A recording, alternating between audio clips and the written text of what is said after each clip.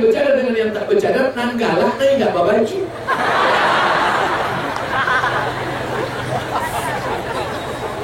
Yang sudah bercadar, jangan diejek. Ini banyak yang ngejek-ngejek yang bercadar. Ah, ninja nih. Perempuan bercadar berarti dia menjalankan ajaran Islam. Kalau kau mengejek perempuan bercadar, berarti mengejek ajaran Islam. Mengejek ajaran Islam berarti mengejek Nabi.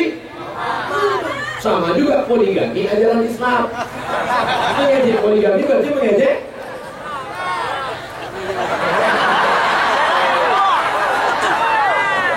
Kalau tak setuju, diam saja. Karena beda-beda tipis antara tak setuju dengan takut. Takut. Ikatan suami takut bingung. Bagaimana cara menasihati orang tua agar mau menerima kebenaran tentang agama, namun tetap tidak membuat dia tersinggung? Kalian anak-anak muda yang sudah mengaji, jangan pulang dari sini kalian panggil orang tua kalian ceramah. Apa? Kasih kosan. Assalamualaikum. Hai apa-apa jual amat calon penghuni neraka jahanam.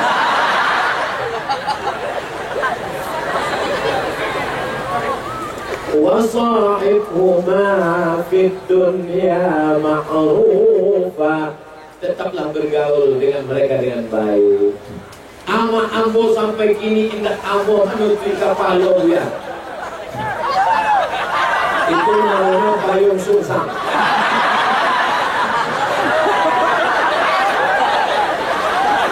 Ustaz Somad, ama ambo sampai kini indah ambo menutupi kapalo.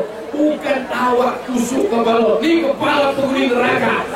Balikan jilbab dan elok dan rancak.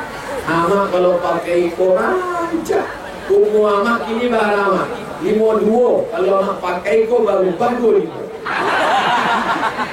Begitu.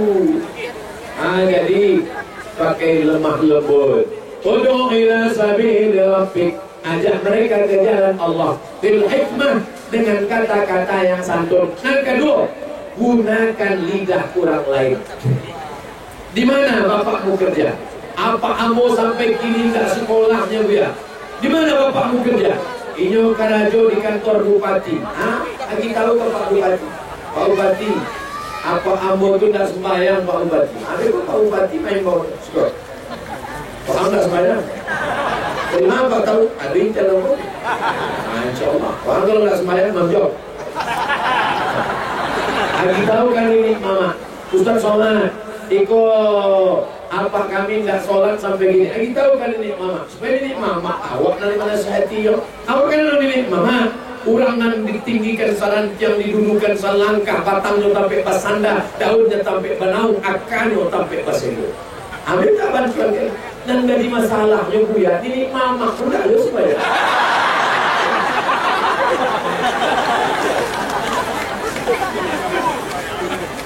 Apa hukumnya lalok di pagi hari setelah matahari terbit? Al-aslu bil asya' al-ibahah. Hukum segala sesuatu boleh. Hukum segala sesuatu bukan haram. Hukum segala sesuatu boleh. Tapi kalau yang menimbulkan mudarat yang kareh, haram. Mudarat yang tidak berapa kareh, makruh. Tidur pagi tidak terlalu kareh. Apa kecek dokter orang nan suko lalok pagi stroke ringan. Lama-lama barek stroke barek mati. Makanya doa Nabi, Allahumma barik li ummati fi bukuriha. Berikanlah berkah pada umatku di waktu pagi. Maka bangun pagi, ada ungkapan awak, jangan sampai rasaki dipatok ayam. Ini orang yang lalu pagi, udahlah dipatok ayam, dicakar harimau, ditangkap kucing. Tidak dapat apa-apa sama sekali. Oleh sebab itu semangat Karajo harus tetap. Tapi bercerita tentang semangat kerja di bumi Minangkabau mubazir. Karena orang Minangkabau yang paling semangat bekerja, eksplorer, membangun negeri. Kama-kama hambo sampai, ceramah hambo sampai di Papua, di airport Papua. Warabi kurang datang. Ada orang, Ustaz, hambo sampai kumpul. Lalu hambo bikin, baru orang-orang Minangkabau di Indonesia. Cuma di mata Ampe, aduh. Ambotanyo jo ulang di Raja Ampe. Raja Ampe kamu sampai, sudah itu kemudian kami sampai pulau di Fak-Fak, kampungnya Ustaz Fadlan Garamatan.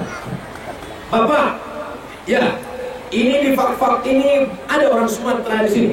Oh, yang banyak orang Jawa Ustaz, sama orang Makassar. Orang Sumatera kelihatannya hampir tidak ada. Orang kampung Ustaz Somad Riau hampir tidak ada. Dalam artian Bu, orang Minang bukan sekali. Orang Minang, oh kalau orang Minang banyak.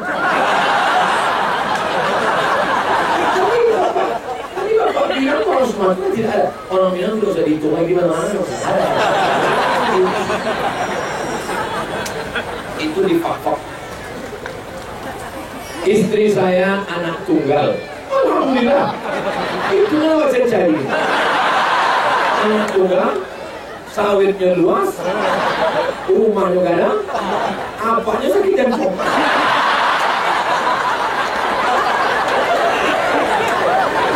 Dia memiliki kakak sepupu laki-laki. Tak bahas sepupu. Yatim diasuh oleh ayah dan ibu mertua saya dari bayi. Oke, paham Bu. Berarti anak angkat. Dia juga sudah dianggap kakak kandung. Sementara istri saya jarang berjilbab ketika di dalam rumah. Apa hukumnya istri saya tidak pakai jilbab? Haram. Karena saudara sepupu tidak mahram. Ibu perempuan. Betul? Yakinkan ini mau perempuan. Nah, sekarang banyak laki-laki mengaku perempuan. Namanya lady boy.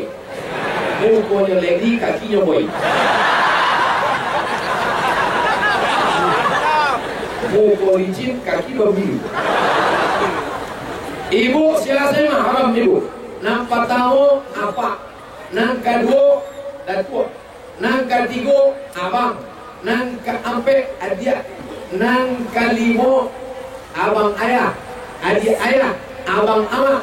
Adik ama. Itulah mahram. Kemana kan? Ibu punya saudara. Saudara ibu punya anak. Itu mahram ibu. Adapun saudara ayah, saudara ibu punya anak sepupu, maka bukan mahram. Oleh sebab itu maka di rumah dia harus pakai jilbab panjang yang boleh nampak hanya wajah dan tangan. Tangan dari mulai pergelangan yang boleh nampak. Macam ibu sekarang, wajah nampak, tangan nampak. Antara hari itu Allah Allah. Antara di puncak itu Allah. Ustaz kau suuzon, nah, aku bukan suuzon, hanya sekedar mengingatkan saja. Di rumah saya ada anjing liar dan sering kami beri makan karena kasihan. Terkadang anjing itu duduk di atas kursi di teras rumah kami dan meninggalkan bulu-bulu sehingga bulu anjing tersebut menempel pada tubuh pakaian kami. Bagaimana hukumnya Pak Ustaz? Anjing sama-sama kering. Anjing itu kering, kita kering. Bersenggolan, tak apa-apa, tak perlu disama. Anjing basah, kita basah. Sama-sama mandi sama anjing di kolam renang. Tak perlu disama. Yang menjadi masalah, anjingnya kering, kita basah. Kita kering, anjingnya basah. Itulah mengapa dalam kitab fikih dikatakan kalau dijilat anjing, karena lidahnya kering. Aku ngetes masih bangsa. Lidah anjing itu basah, kulit awak kering, maka diambillah air tanah liat dicampur, siram 6 kali pakai air murni, 1 kali pakai air campur tanah. Tapi ada hadis Ustaz, katanya dalam hadis itu ada seorang perempuan nakal, jahat, tidak baik, memberi minum kepada anjing, lalu dia masuk surga. Itu ceritanya sebelum Nabi Muhammad sallallahu alaihi wasallam, zaman Bani Israel. Adapun kini tidak. Maka anjing tadi kalau kita kasihan jangan kasih tidur di dekat rumah, di luar kasih dia makan. Buat tulisan besar-besar, anjing dilarang masuk. Kalau sampai dia selalu di situ, malaikat tidak akan datang. Malaikat rahmat tidak masuk ke rumah kalau ada anjing. Tapi yang tidak masuk itu malaikat rahmat. Malaikat maut masuk. Bagaimana kami para pemuda Islam saat ini menjadi pemuda seperti Muhammad Al-Fatih yang mewujudkan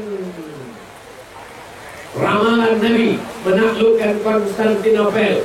Kalian pemuda dari bumi Minangkabau tidak lagi memerdekakan Konstantinopel, tapi kalian akan memerdekakan Palestina dari jajahan Israel.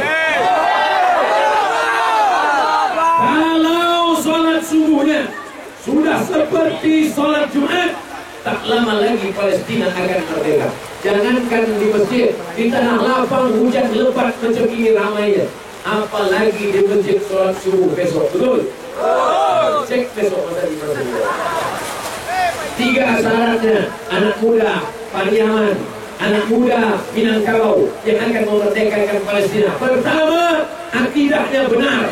Yang kedua, ibadahnya baik. Yang ketiga, akhlakul karimah. Pertama, akidah benar. Kedua, ibadah baik. Ketiga, akhlakul karimah. Kalau tiga-tiga itu ada, insya Allah mereka akan menjadi Muhammad Al-Fatih. Muhammad Al-Fatih generasi milenial.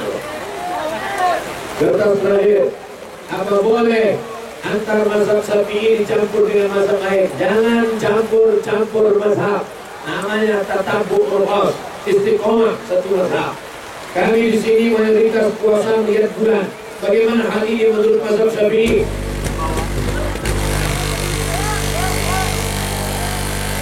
Mekah Madinah sampai hari ini menengok anak bulan. Mesir menengok anak bulan. Dikombinasikan antara ilmu falak astronomi dengan ru'yah. Ilmu falak untuk menetapkan 2 derajat hilal, 2 derajat. Sedangkan ru'yah untuk menengok betul atau tak betul. Maka metode dua-dua dipakai. Hilal, ru'yah itu hilal dengan hisab ilmu falak. Dua-dua pakai. Manakah yang lebih afdal? Pakai bahasa Arab atau bahasa Indonesia? Khutbah pakai bahasa Indonesia, jamaahnya paham.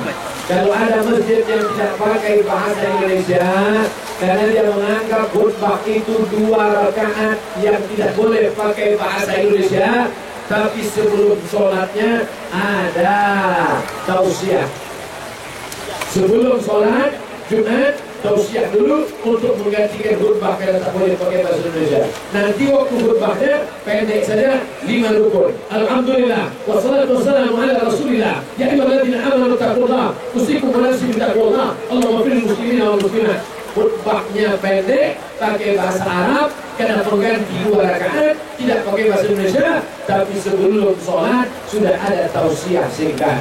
Bagi yang pakai mazhab tidak mau pakai bahasa Indonesia dalam khutbah. Ustaz Somad pakai yang mana? Di khutbah pertama saya pakai bahasa Indonesia, khutbah kedua saya tak pakai bahasa Indonesia. Di mana-mana khutbah saya, dengarkan rekaman khutbah saya. Khutbah pertama bahasa Indonesia, khutbah kedua 5 rukun saya ulang balik tidak pakai bahasa Indonesia, semuanya pakai bahasa Arab. Saya pakai jalan tengah. Ini tentang masalah khutbah. على هذه النية وكل نية صالحة. الفاتحة. أعوذ بالله من الشيطان الرجيم. بسم الله الرحمن الرحيم. الحمد لله رب العالمين الرحمن الرحيم مالك يوم الدين إياك نعبد وإياك نستعين اهدنا الصراط المستقيم صراط الذين أنعمت عليهم غير المغضوب عليهم ولا الضالين.